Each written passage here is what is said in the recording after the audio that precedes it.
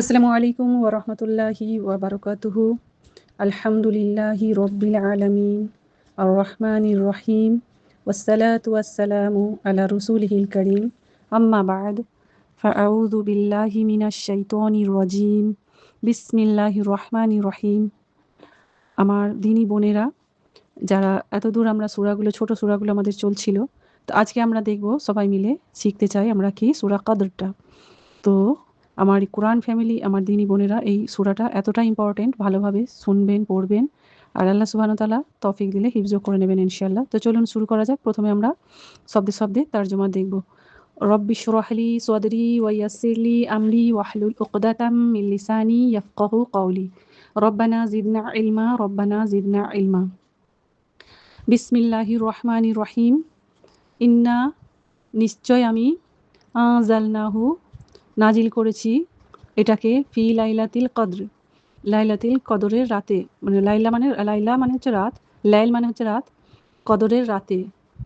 ওয়ামা, আর কি বলবো, আদরাকা, কিভাবে বলবো এটা তোমাকে, মা, এখানে নবী সাল্লাল্লাহু আলাইহি ওয়াসাল্লামকে বলা হচ্ছে। মা, কি এটা, লাইলাতুল কদর, লাইলাতুল কদর কি, মানে কদরের রাতটা কি। লাইলাতুল কদরি, লাইলাতুল কদর মানে রাতের, কদরের রাত, খয়রুন, সব থেকে বেহতার, সব থেকে সুন্দর আর মর্যাদাপূর্ণ, মিন আলফি শাহর, থেকে, মিন মানে থেকে, আলফি শাহর মানে, আলফি মানে হচ্ছে হাজার, হাজার, আর শাহর মানে হচ্ছে মাস, হাজার মাসের থেকে বেহতার বা উত্তম বা বেশি মর্যাদাপূর্ণ। তারপরে হচ্ছে তানাজ্জালু, এখানে ওইখানে তানাজ্জালু মানে এটা উতরানো হয়েছে বা এটা নাজিল করা হয়েছে, আল মালাইকাতি, ফেরেশতা, ওয়ার রুহু, আর রূহ, ফিহা, তার মধ্যে, বিইذনি রব্বিহিম, নিজের রবের ইজন থেকে, মিন কুল্লি, সমস্ত কিছু থেকে, আমর, হুকুম। তো সমস্ত কিছু আল্লাহর হুকুম থেকে, রবের হুকুম থেকে এগুলো ফেরেশতাদের উপরে নাজিল করা হয়েছে। সালামুন, সালামতি হোক, হিয়া, ওটা, হাত্তা, এখান পর্যন্ত, মাতলাইল ফজর, মাতলায়, তুলু হয়ে যায়, আল ফজর, ফজর অবধি, যতক্ষণ না ফজর হয়। তুলু হয়ে যাওয়া মানে এখানে হচ্ছে যে সকাল হয়ে যাওয়া অবধি, যতক্ষণ ওই রাতটা থাকে। তো এখানে খাস করে লাইলাতুল কদরের রাতটার মর্যাদা আর কালাম মজিদের মর্যাদাটা বোঝানো হয়েছে। তো আমরা এবার দেখব আয়াত বা আয়াত রানিং ট্রান্সলেশন, আর তার সাথে আমরা এর তাফসিরটা দেখব। তো প্রথম আয়াতের রানিং ট্রান্সলেশন হচ্ছে, নিশ্চয় আমি এটাকে, এই কোরআন মজিদকে সবে কদরের রাতে নাজিল করেছি। 2 নম্বর আয়াতে হচ্ছে, তো আমি কি বলে বোঝাবো শবে কদর কি। 3 নম্বরে হচ্ছে, শবে কদর 1000 মাসের থেকেও উত্তম। 4 নম্বর হচ্ছে, এর মধ্যে প্রত্যেকটা কাজ আঞ্জাম দিতে ফেরেশতা বলতে রূহ জিবরাইল আলাইহিস সালাম জমিনে আসে। এই রাতটা পুরোপুরি সালামতিওয়ালা রাত, আর এই রাতের ফজর তুলু হওয়ার আগে অবধি সময় পর্যন্ত এই সালামতি দেওয়ার সময়টা থাকে। তো এরপরে আমরা দেখব এর সম্বন্ধে বাকি তাফসির। প্রথমে আমরা সূরাটার সম্বন্ধে দেখি। এটা 97 নম্বরের সূরা। তারপরে এটা হচ্ছে নজুল হওয়ার একবারে 25 নম্বর সূরা, মানে নজুল যখন হয়েছে সেই হিসাবে আমরা যদি কাউন্ট করি তো 25 নম্বর। আর কোরআনের মাজিদে এটা সাহাবা ইকরামরা 97 নম্বর সূরার মধ্যে রেখেছেন। এর নাম প্রথম আয়াতেই আমরা পাই আল কদর, আর এটাই এই সূরার নাম রেখে দেওয়া হয়েছে। আর এর মধ্যে 5টা আয়াত আর একটা রুকু আছে।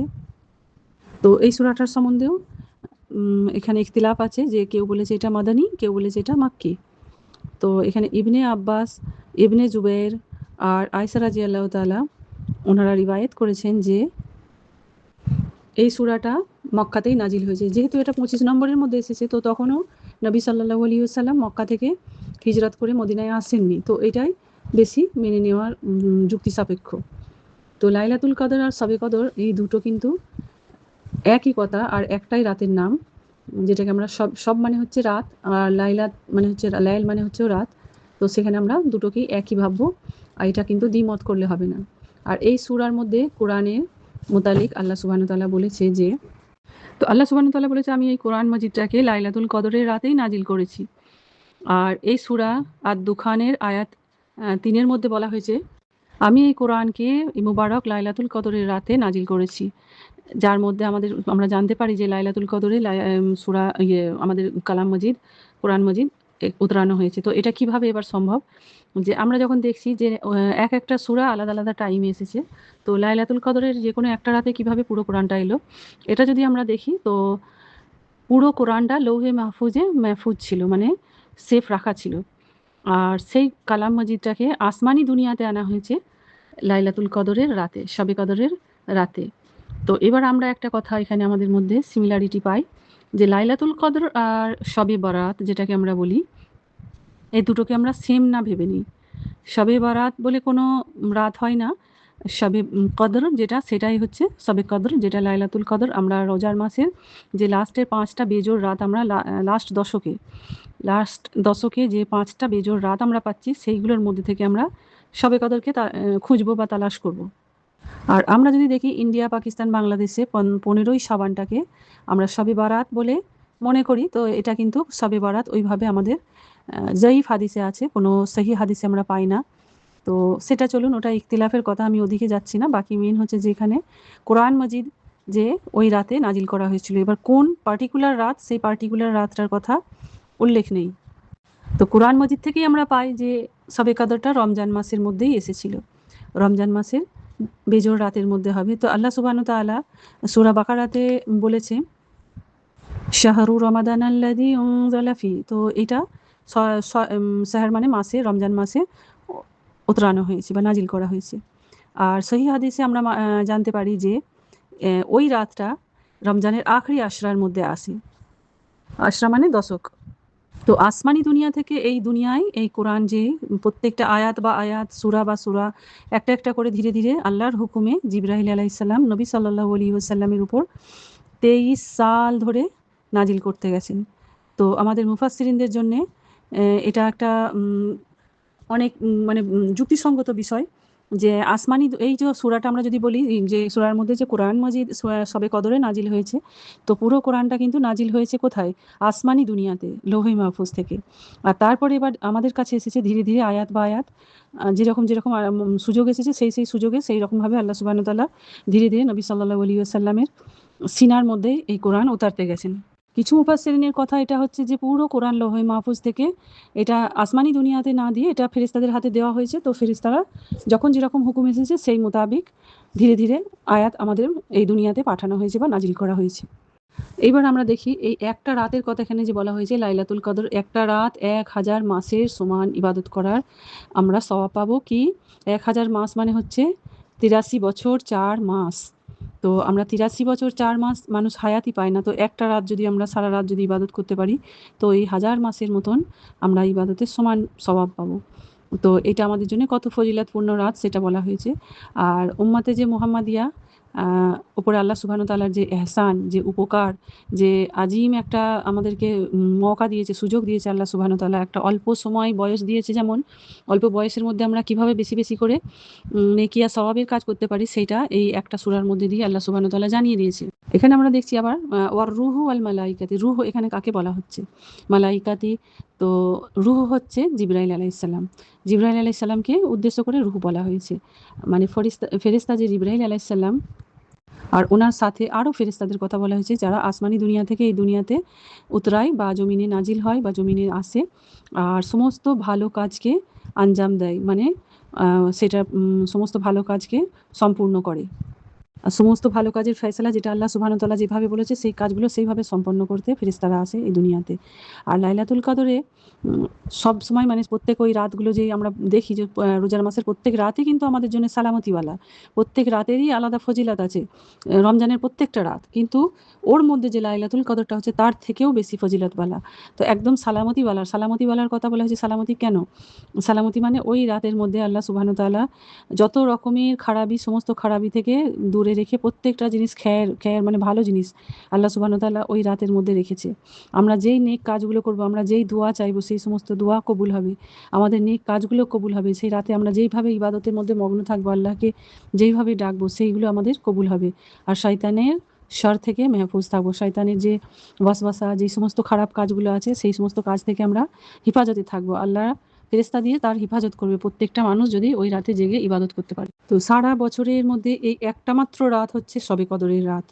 যেই রাতটা সেটা পুরো পারফেক্ট নির্দেশ কোন দিন কোন রাতটা পড়ছে সেটা কিন্তু আমরা কোথাও তার উল্লেখ পাই না। এমন একটা সময় নবী সাল্লাল্লাহু আলাইহি ওয়াসাল্লাম এই শবে কদরের রাতটা উল্লেখ বলতে চেয়েছিলেন। আর সেই সময় ২ মুসলিম নবী সাল্লাল্লাহু আলাইহি ওয়াসাল্লামের সাহাবা তারা একটু ঝগড়া লেগে যায়, একটু তর্কাতর্কি লেগে যায়। আর তখন বলতে গিয়ে সেই কথাটা বাদ দিয়ে নবী সাল্লাল্লাহু আলাইহি ওয়াসাল্লাম সেই দিকে তাওয়াজ্জু করে নেন। দিয়ে তারপরে ওই কথাটা বলা আর হয়নি। তো সেই জন্যে পারফেক্ট কোন রাতটা সেই রাতটা আল্লাহর নবী ছাড়া আর আল্লাহ ছাড়া কেউ জানে না। আর বেজোড় রাত এইটুকু শোনা হয়েছে। তো বেজোড় রাতের মধ্যে যেমন আছে ২১, ২৩, ২৫ এইগুলো। তো বেজোড় রাত। তো বেজোড় রাতকে টার্গেট করে ওই সেই রাতগুলো যদি জেগে আমরা ৫টা রাত লাস্টের আশরাতে যদি আমরা ইবাদত করতে পারি, আল্লাহর কুরবত হাসিল করতে পারি, আল্লাহর কাছে বেশি, বেশি করে ইবাদত করে দোয়া মাফি চেয়ে নিতে পারি, তো সেইটা আমাদের জন্য অনেক বেশি ফজিলতপূর্ণ হবে আর আমাদের আখিরাত আরও সুন্দর হবে। তো এবার হ্যাঁ, অত বছরের সমান ইবাদত তাহলে আমরা যদি অল্প সময়ে অল্প হায়াত মানুষ পায় তো এটা কি বলে সময়ের বরকত। অল্প সময়ে বেশি বয়সের ইবাদত করে নেওয়া। তো এরকম কিছু খাস মুহূর্ত আল্লাহ সুবহানাহু ওয়া তাআলা বলে দিয়েছেন। সেই হিসেবে সেই টাইমে যদি আমরা সেই ইবাদতগুলো করতে পারি তো আমাদের জীবনটা যেটুকু আমরা হায়াত পাবো সেটা আমাদের বরকতপূর্ণ হয়ে যাবে। আর এই রাতে বা লাস্টের আশরাতে আমাদের একটা খাস দোয়া আমাদেরকে বলে দেওয়া হয়েছে যেটা পড়লে আমাদের খুব বেশি আমাদের ফায়দেমন্দ। যেটা হচ্ছে আল্লাহুম্মা ইন্নাকা আফুউন তুহিব্বুল আফওয়া ফাফু আন্নি। তো আমরা সবাই এটা অবশ্যই পড়ি। তো তা সত্ত্বেও একটু বলে দিলাম যে যাতে আপনারাও এটাকে ফির আমলে আনবেন আবার।